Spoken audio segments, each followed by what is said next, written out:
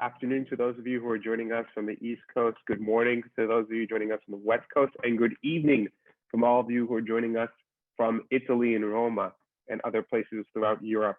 So glad to have you here today. My name is Ethan Marcus. I am the Director of Communication for the Sephardic Jewish Brotherhood of America, the national umbrella organization for the Ladino-speaking Sephardic communities of the United States.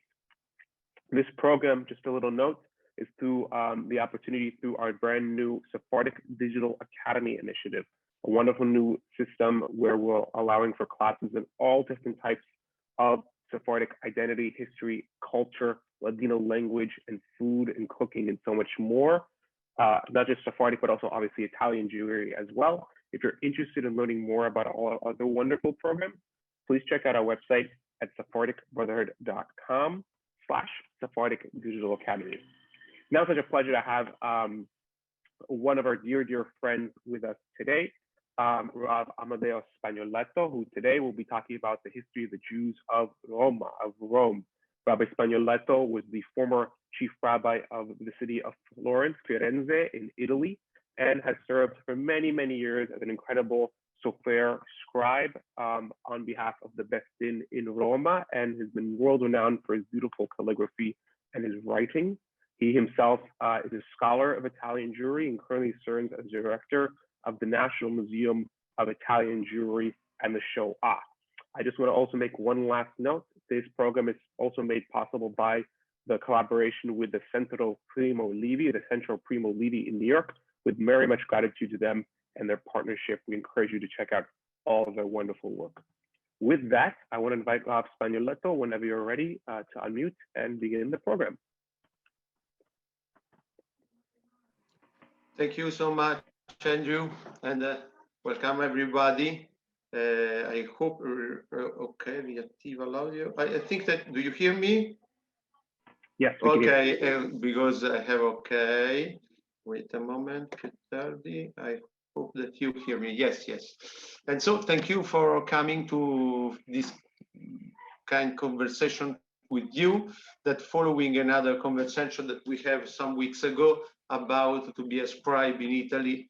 That is my profession.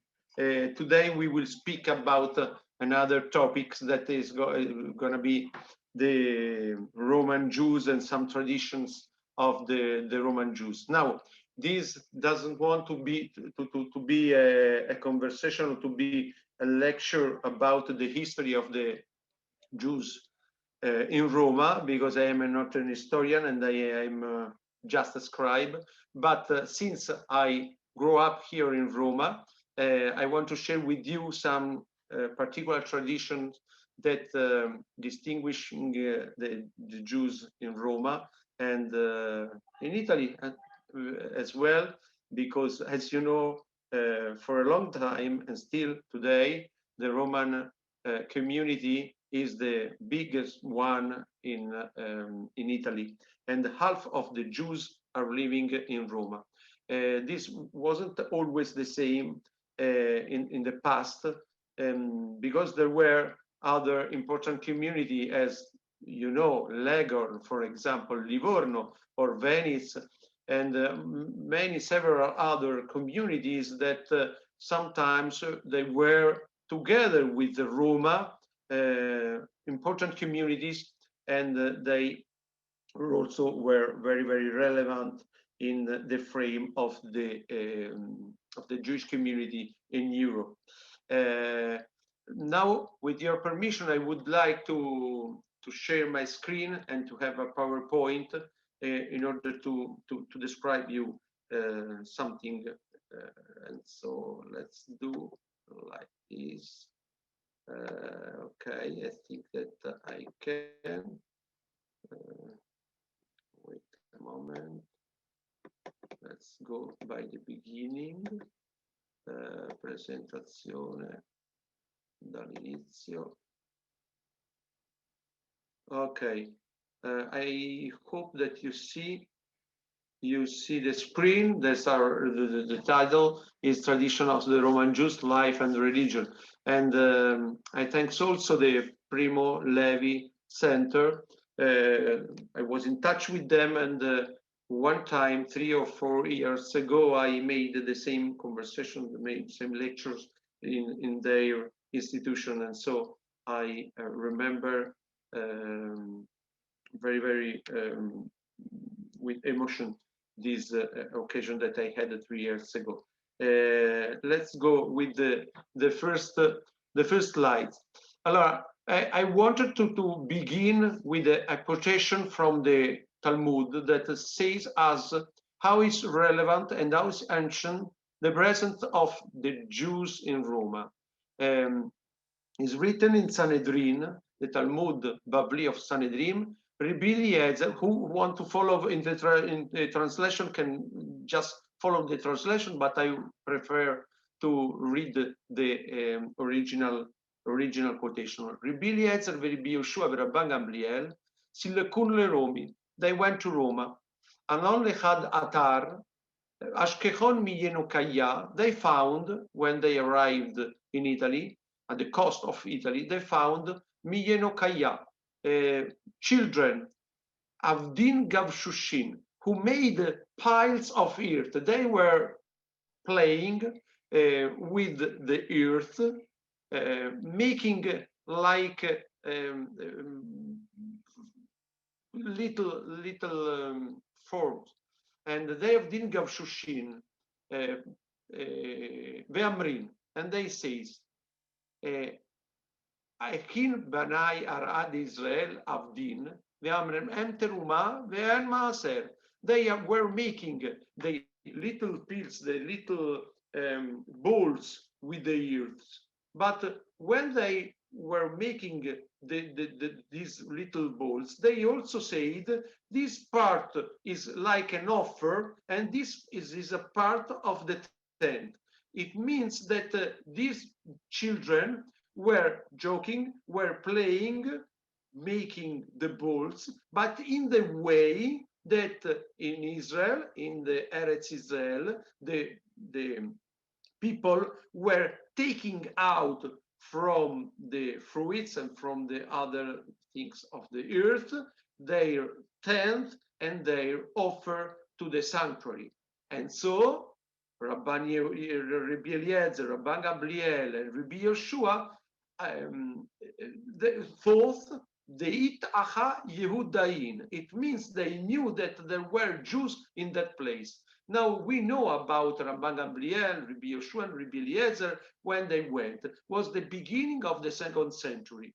But when they arrived in Roma for diplomatic reason, it seems, there were Jews in Roma at least from 200 centuries. We know very well that at the time of Cicero, at the time of Caesar, there were already organized communities there in Roma and as well in the south of Italy.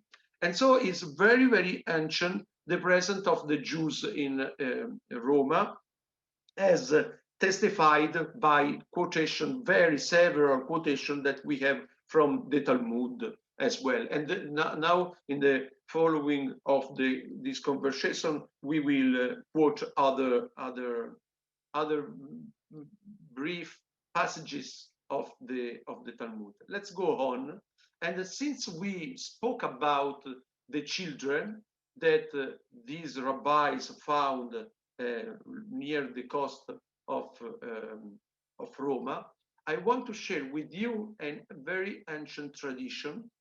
And in front of you, you have the Holy Ark, the Aron HaKodesh, the Echal, as we say in Roma, of the great synagogue in Roma, which was built at the beginning of the 20th century, 1904. And I wanted to share these images because I wanted to speak about a very special tradition that we have in Roma. And during the last day of the holy festivals of Sukkot, Pesach, and Shavuot.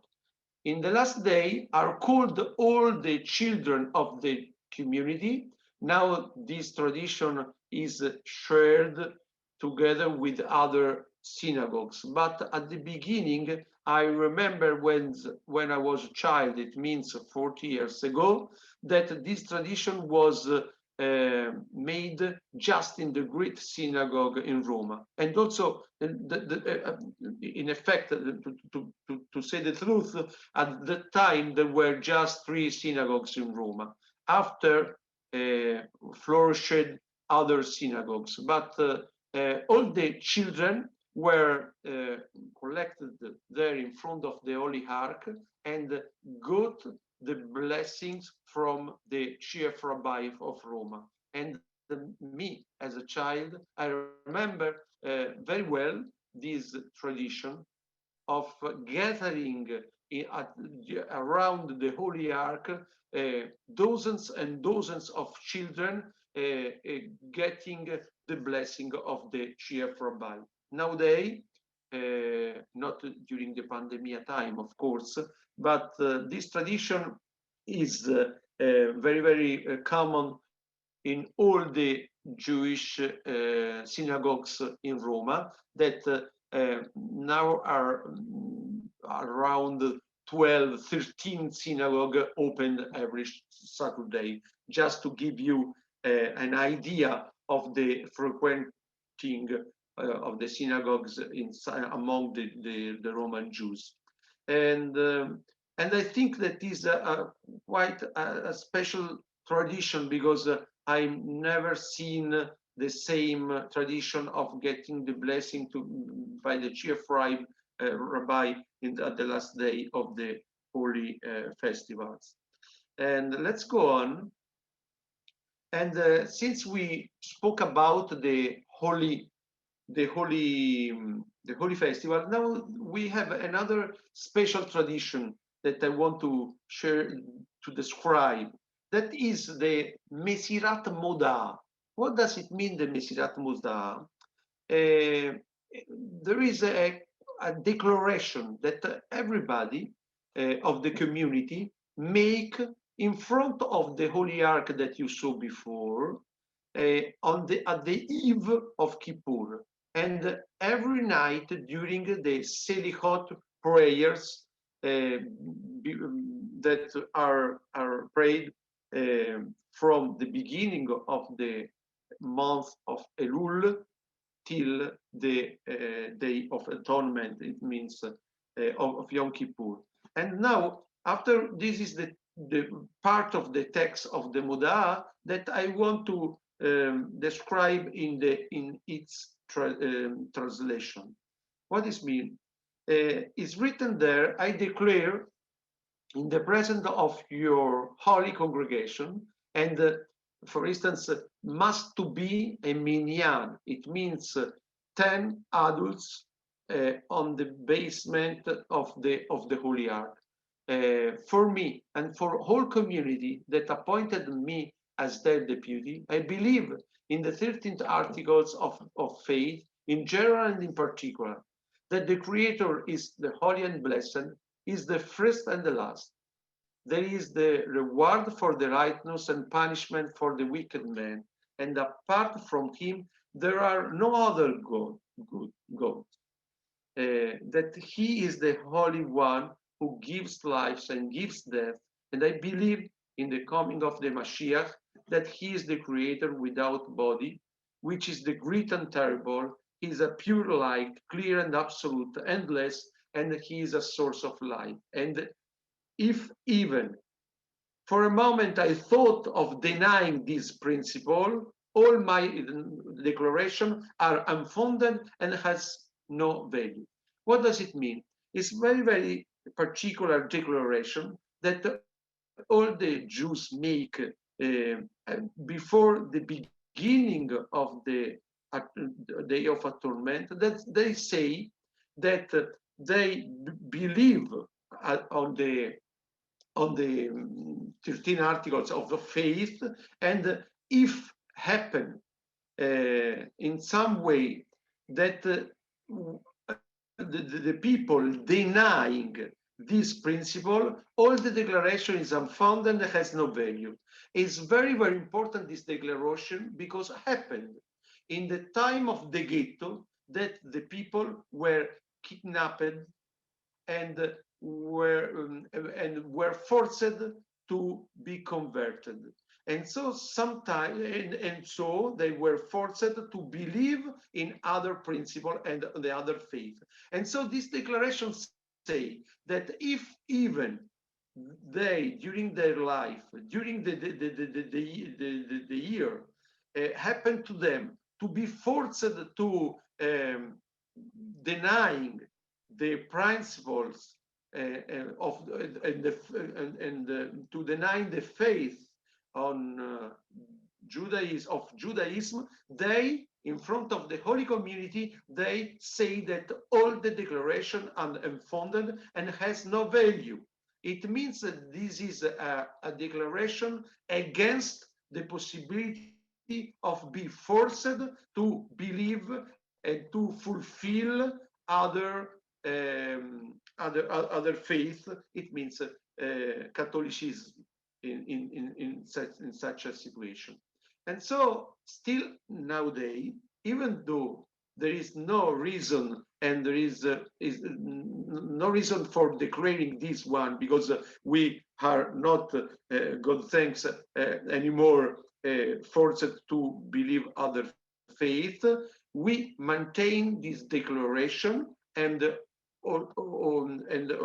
we continue to declare it before the beginning of Kippur. Let's go ahead. Okay, this is a manuscript that I wanted to show. This is the Sephardic Brotherhood. And so I brought here the front page of the manuscripts written at the beginning of the 19th centuries that was made for the Chazan to read the Tefillat Mincha of Yom Kippurim according to the minhag, the right of Sephardim, Shel Bnei Knesset Catalani. This was one of the Batei Knesiot, one of the synagogues among the 5 synagogues that there were in the ghetto at the time of the ghetto, that was open only in 1870. Among these synagogues, there was the Catalani from Catalonia in Spain, synagogues where prayed all the people coming in, were coming. In Rome, after the expulsion from Spain at the end of the 15th centuries, and arrived in Roma, and they founded their synagogues that was still operating till the beginning of the 20th centuries, when in place of the 5 synagogues was built the big synagogues that you saw before the Holy Ark. Let's go ahead. Since we spoke about the Day of Atonement, I want to share with you this kind midrash that is found in Bereshit Rabbah about something that happened in Roma to a tailor in the eve of Yom Kippur. Let's see, this is the Hebrew or the Aramaic source. I want to read with you the translation in English. Rabbi Tanchuma said, it happened in Roma on the eve of the great fest of Kippur. A tailor went to buy the fish. They found him and a minister of the ministry wanting the same goods, the same fish he wanted. And each of them loosened their offer until they reached the price of 12 dinars, when eventually the fish was bought by the Jewish tailor. See, was bought not by the ministry, but by the Jewish tailor. At mealtime, the minister asked the servants why he had not brought him the fish. That day, there wasn't the fish on the table of the ministry. My master To tell you the truth, I went to the fish seller, but he had only one fish. That we and the Jews were disputed up to 12 dinars. Should I bring you some fish for 12 dinars? The minister asked, who is he? He replied, Tom, son of Dick, let's say. He sent him and called. He asked, what happened? A Jew eating a fish bought for 12 dinars? He replied, my lord, we have a day when all our sins committed during the year are forgiven us. When we celebrate this day, do I not have the honor of it? The minister replied, considering that you have given me this explanation and consider you, what is written here, you lifted from every possible punishment. Who was the Jews rewarded when he opened the fish? The Holy and Blessed made him found in it a precious stone, whose value was enough for him to feed for all his days. Midrash Rabbah Bereshit. Just to transmit you how was hid the faith of the Roman Jews already at the time of the Midrash Rabbah, that was written around the 3rd, 4th century after Christ. Another special tradition. You know about the mitzvah of the willow. What does it mean, the willow? The willow is a particular mitzvah precept that we make during the holiday of Sukkot.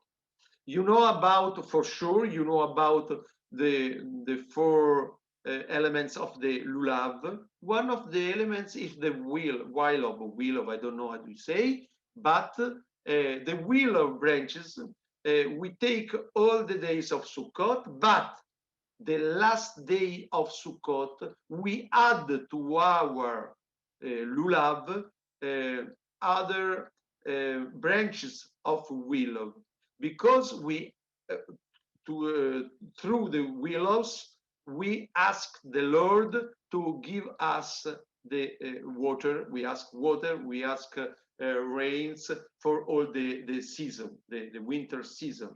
And as you see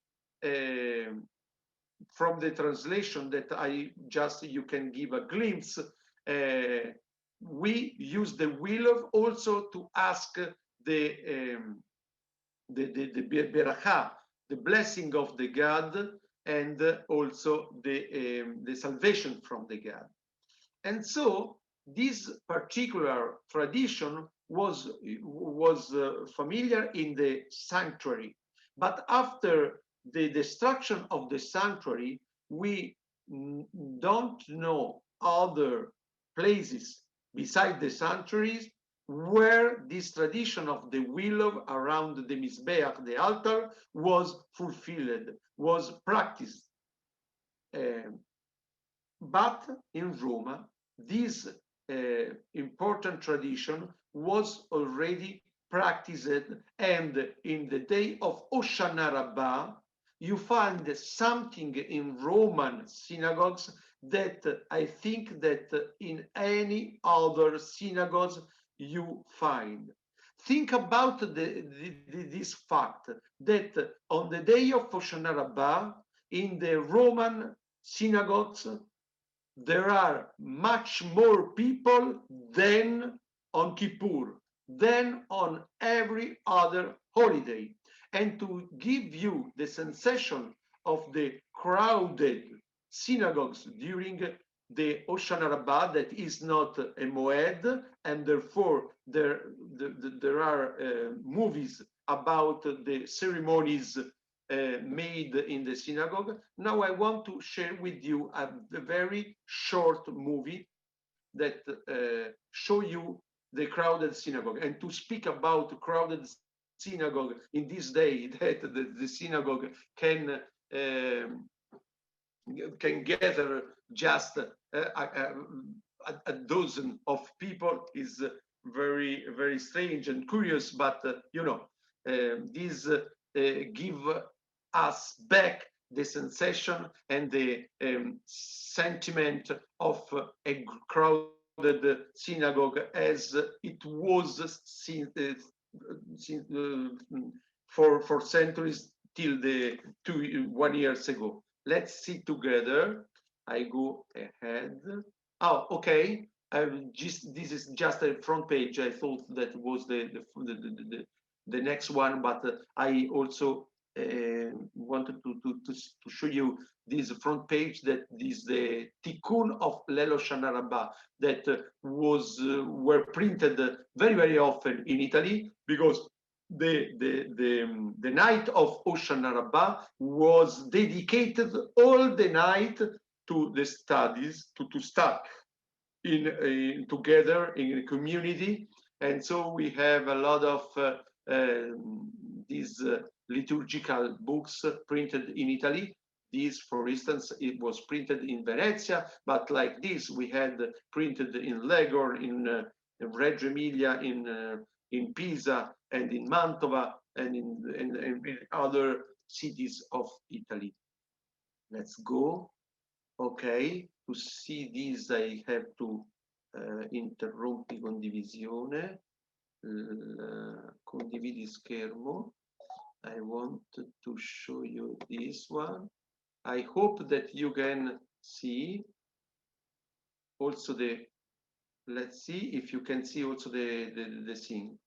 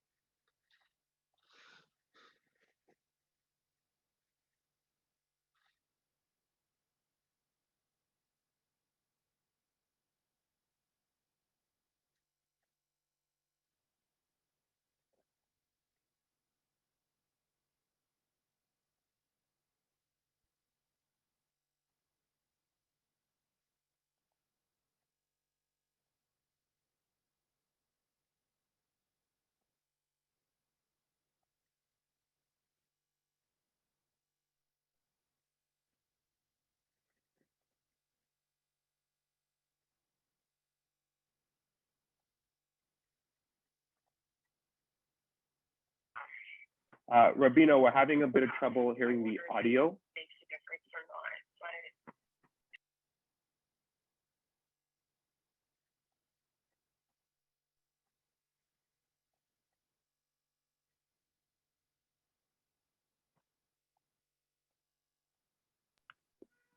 Rabbi Spagnoletto, we're having a bit of the trouble hearing the audio from the video.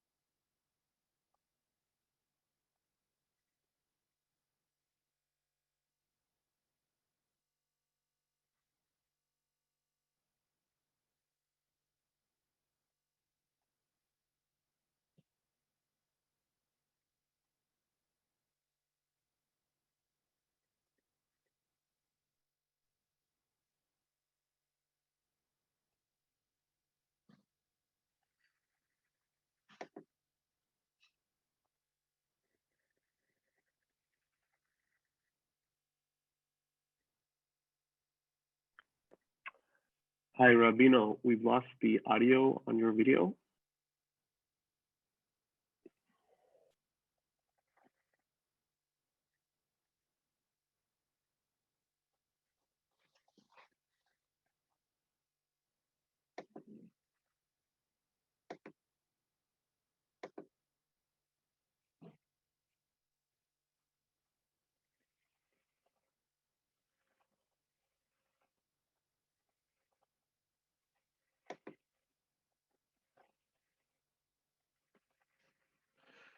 Okay.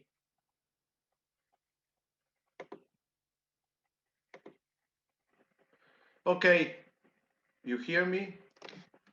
I hope yes. I understood by the chat that I couldn't see. Just now I can see it that you saw the movie, but you didn't hear anything.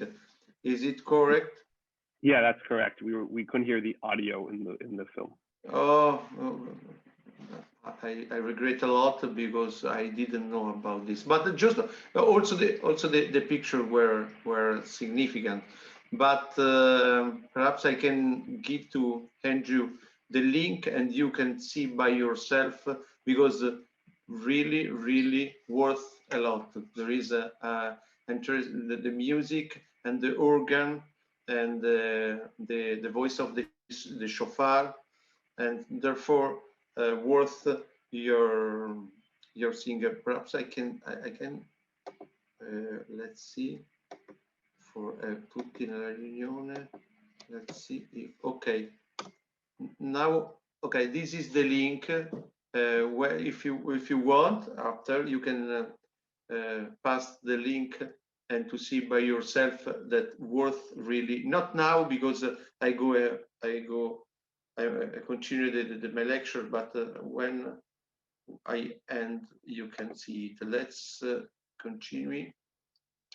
Okay.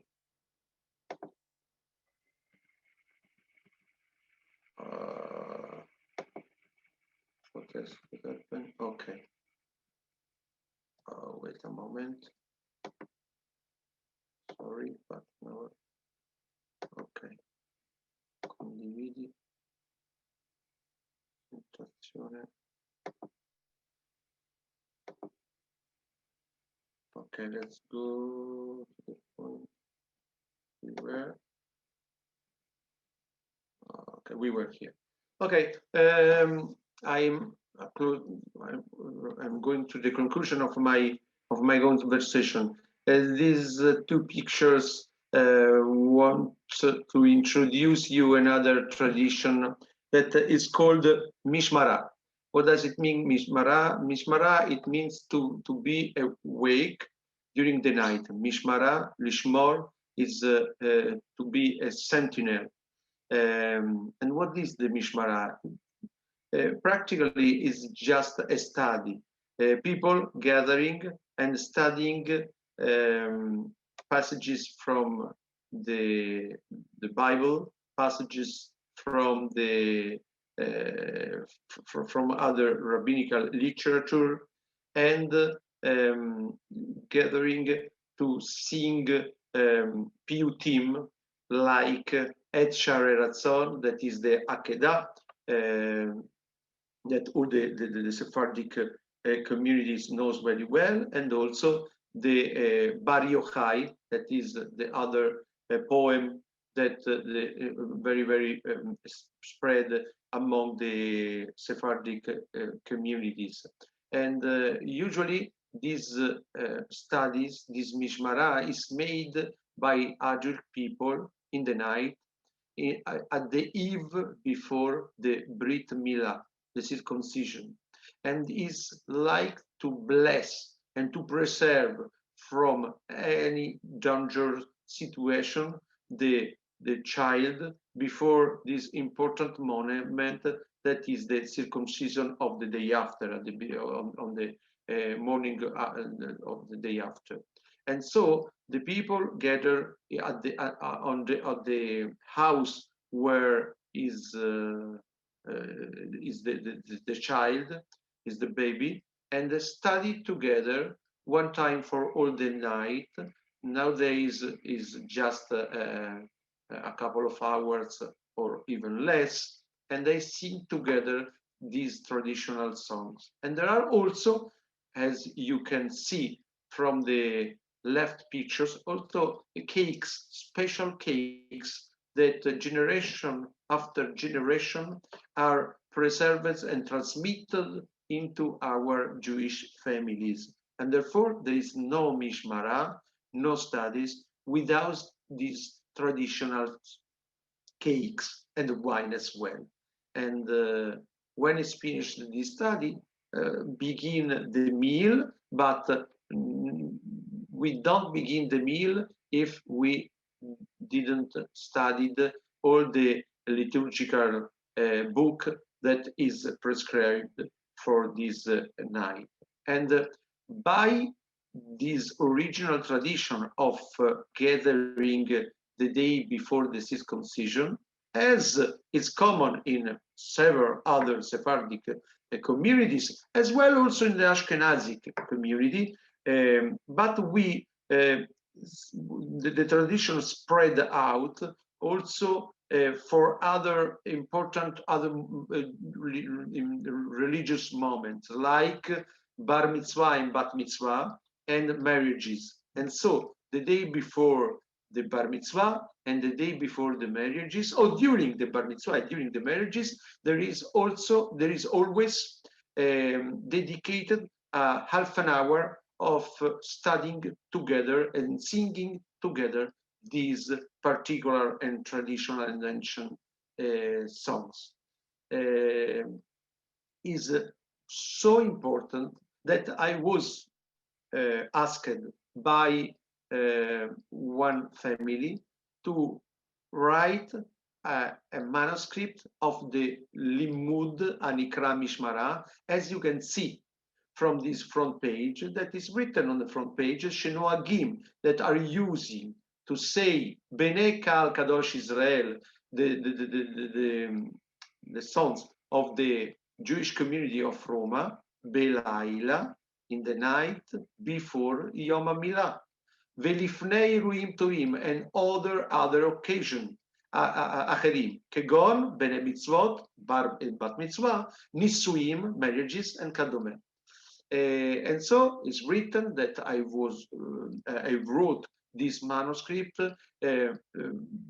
because I was asked by Reuven Mishan, that was the person who asked me to copy all the text. And this is a book containing several pages that were written, all of them by hand, because he wanted, instead of reading the Mishmara of their good occasions, the familiar occasions, instead of reading from a printed book, he wanted to preserve a manuscript handwritten in their home. And in the last pages, there is like a register where he registers all the occasions like birth, marriages, bar mitzvah and bat mitzvah, when inside the family they use this handmade, handwritten book. And on the top, you see the tree that is the arm of the family. This is another thing that I want to tell you. A lot of families, Roman Jewish families, they have their proper arm. This is like a symbol of their family. And each family is represented by this symbol, by this coat arm. And this, the coat, the arm of this family is a tree with a ribbon, as you can see inside, on the top of the arch. Let's go ahead. I think that we are close to the end. Another tradition that perhaps several of you knows, that during Passover, the Roman people, Jewish people, eat the kids roasted And as you know, the kid was the sacrifice that was offered during the sanctuary times on Passover. And when was destructed the sanctuary, the people were not allowed anymore to eat the kids on the eve of Passover, the night of Passover, because was considered like a sacrifice made outside the temple. Nevertheless, there was an ancient tradition in Roma to eat the kids roasted in the night of Passover. And still a day, in the Jewish community of Roma, is very, very, very common to eat the kids in the night of the Seder of Passover. And even this apparently is against the rule that forbid the eating of the kids during Passover, since it's quoted in the Talmud Bavli that there is this special tradition for the Roman Jews, is not considered prohibited, and so is still fulfilled this tradition of eating the kids during Passover. I didn't made all the translation, but I think that you can read by yourself that the content of the translation is exactly what I summarized in this brief speech. Let's go ahead. Okay. What about this? Okay. This is the last thing that I want to see with you. That is a quotation from the Talmud that says that sometimes we use a thing to fulfill one precept.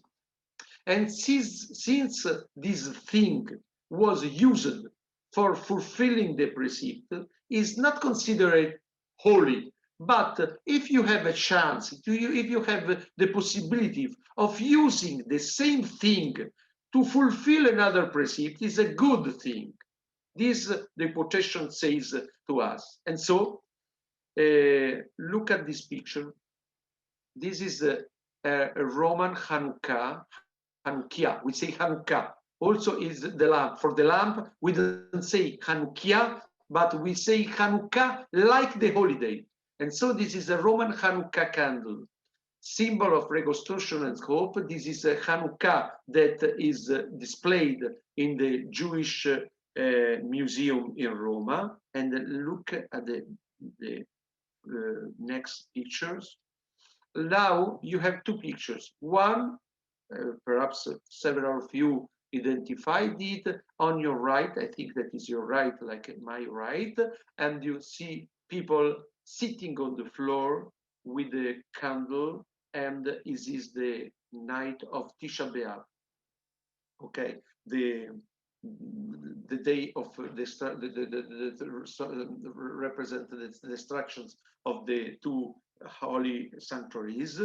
And on your left, you have the chief Rabbi Toaf, that passed away 10 years ago, something like this, and is lighting the Hanukkah that you saw at this picture. This Hanukkah is lighted by the chief Rabbi Toaf.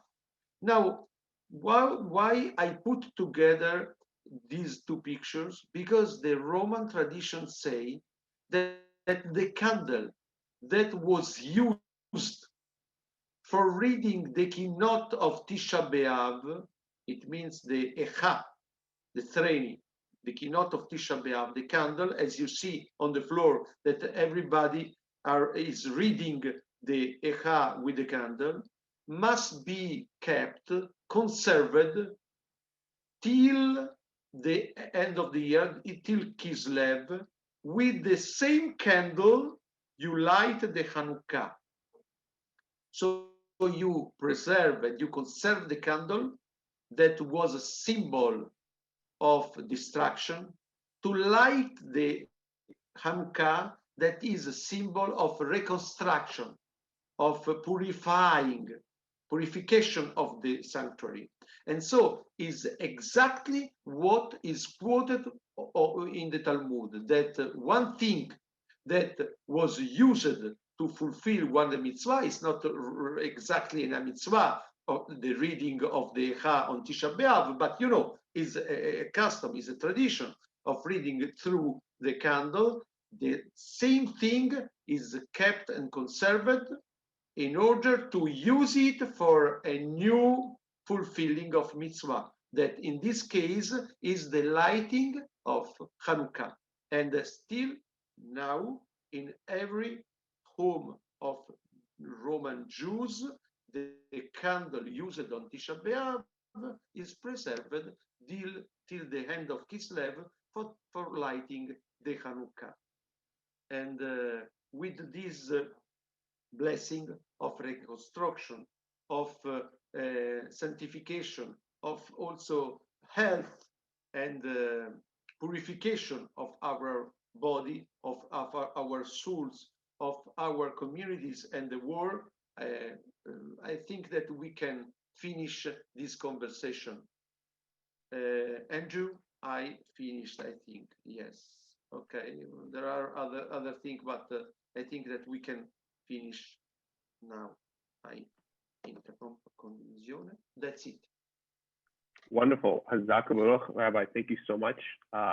We'll now take some questions. If everyone has any questions, please enter them into the chat.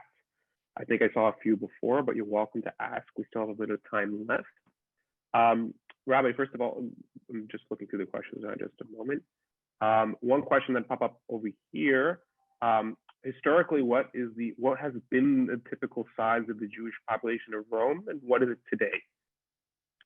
Okay, always in average there were in Roma in the 20th centuries of the present Roma, always in average between 3,000 and 5, 6, 7,000 people till the period of the ghetto. And before the World War II, there were in Roma around 20,000 people. And after the World War II, 1,000 of people were distracted by the Nazis and were killed by the Nazis. And now the Jewish community of Roma is about 13,000 people. Another question here. Is there a unique Roman Jewish language like Ladino for the Sephardic Jews? Yes, we have, of course. I didn't focus about it because of the lack of the time, but we have our special language that is called Judaico-Romanesco, that is a mix of Renaissance language of Roman, the Roman Renaissance language, and Jewish language together. Why? Because after the Renaissance, as you know, the Roman Jews were forced to live into the ghetto, and therefore their contacts with the other people were much more less, and they preserved a type of language very, very close to the Renaissance period, and together with their Jewish language. For example, also the names of the Jews, the secular names of the Jews, continued to be the common secular names of the 16th centuries. Why? Because the other people changed their customs, and the Jews keep their customs for centuries without changing them. and till the 50s and 60s years of the last centuries, there were several people speaking this language, and now not so much. Left a lot of singular words inside the language and the speaking of the Roman Jews. In my family, we keep a lot of preserving our Jewish Roman language, and I teach this Judaico-Romanesco to my children, and in order that we can keep it for generation. Wow, Zach, that's incredible. Let's see what else here. In recent years, in the past 40 years or so, we've seen in Rome, traditionally there was just mainly the Roman Jews and some Sephardic Jews that came from other communities. And then we've seen recently an increase from the Libyan Jewish community after immigration from North Africa. Exactly, correct. Correct. How is the native community, the Roman Jews, balanced their traditions with being welcoming to the new Interesting. community? In the last 16th the years after the 67, a couple, 3,000 perhaps, or 4,000 of Libyan Jews arrived in Roma.